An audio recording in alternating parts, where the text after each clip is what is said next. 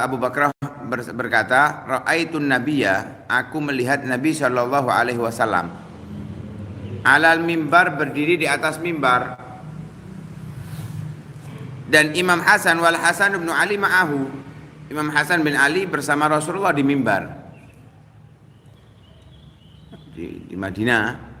Rasulullah berada di atas mimbar, Sayyidina Hasan bin Ali juga berada di atas mimbar bersama Rasulullah sallallahu alaihi wasallam. Lah, Nabi ini saat khutbah sesekali melihat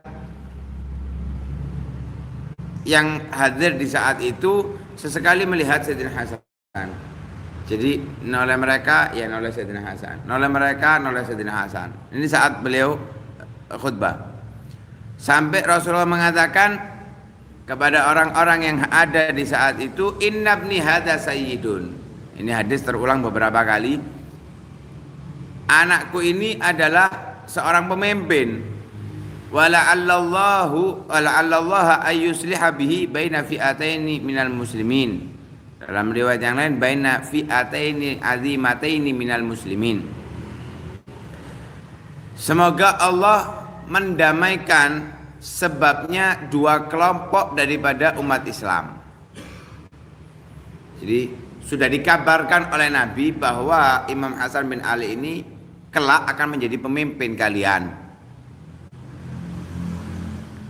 Berada di sisinya Rasulullah, Rasulullah menghadap sahabat, juga menghadap Imam Hasan. Terakhir Rasulullah mengatakan, anakku ini bahkan menjadi pemimpin kalian. Dan mudah-mudahan berkatnya dua kelompok muslim yang bertikai bisa damai. Sehingga ketika beliau menjadi pemimpin setelah meninggalnya Imam Ali bin Abi Thalib, meneruskan khilafah yang tersisa dari sabdanya Nabi 30 tahun, yaitu 6 bulan, beliau memimpin lam yuhrik fi khilafatihi mahjamatan min damin. Tidak pernah teralirkan pengorbanan darah dalam saat beliau menjadi pemimpin. Selama 6 bulan enggak ada sama sekali darah yang mengalir di zamannya, di masanya, enggak ada. Setelah beliau mengundurkan diri, baru pertumpahan darah muncul kembali dengan terbunuhnya Sayyidina Husain dan seterusnya. Saat beliau menjadi khalifah, tidak ada sama sekali. Sesuai dengan sabdanya Rasulullah Sallallahu Alaihi Wasallam. Karena di akhir masa beliau, bukan beliau meninggal terus meninggalkan jabatannya atau diturunkan jabatannya, tapi beliau mengundurkan diri. Di saat 6 bulan selesai masa khilafah, Khulafaur Rasyidin yang ditotal menjadi 30 tahun, beliau mengundurkan diri. Tujuan mengundurkan diri selain karena itu sudah selesai masa khilafah, karena Rasulullah mengatakan al-khilafatu min ba'di 30 aman wa ba'dahu mulkun adud atau kama qala. Setelahnya kerajaan. Setelah 30 tahun itu adalah kerajaan. Lah 30 tahun sudah selesai, mengundurkan diri. Alasan lain karena dorongan untuk peperangan antara sesama umat Islam. Lah, demi menghindari hal tersebut, Imam Hasan mengundurkan diri dari khilafah, diberikan kepada Sayyidina Muawiyah. Nah, sehingga saat itu sudah tidak menjadi khalifah tapi menjadi malik, raja. Menjadi raja.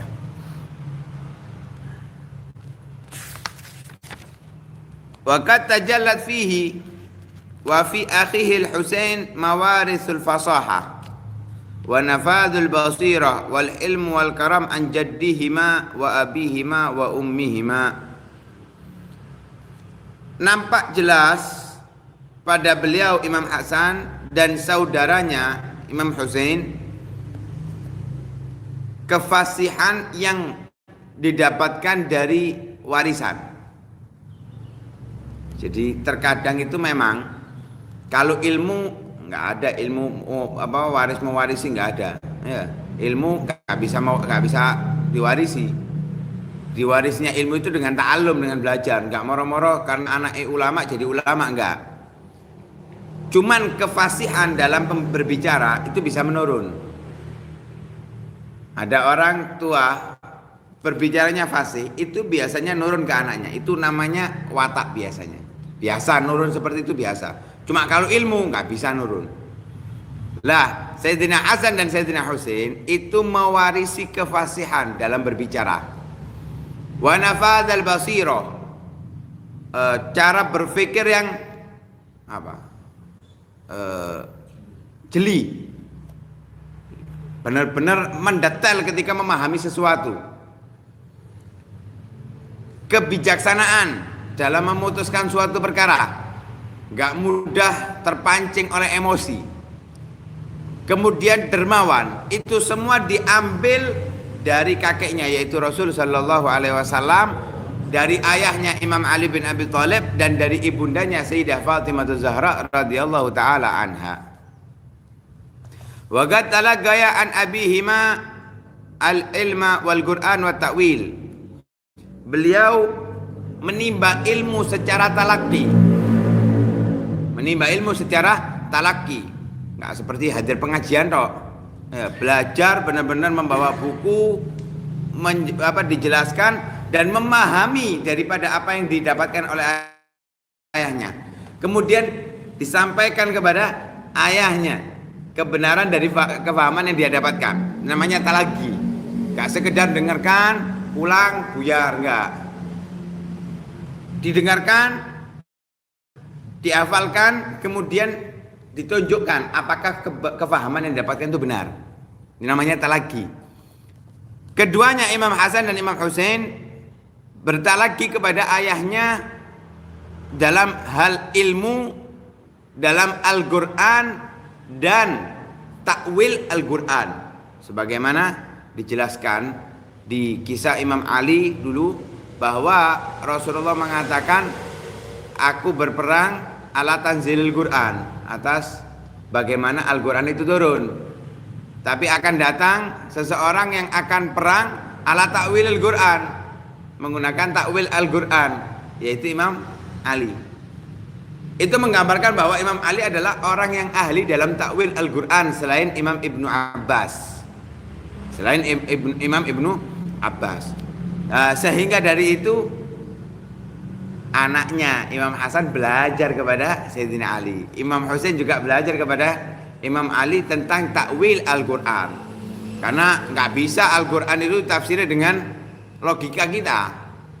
Kan ancaman dari Nabi Shallallahu Alaihi Wasallam, man fassara Al-Quran bi ra'yih falyatabawwa maq'adahu minan nar.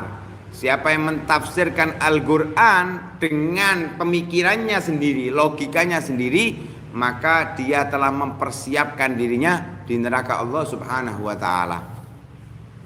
Wa kadzalika ightarafa min ilmi sahabat alladzina asaruhuma.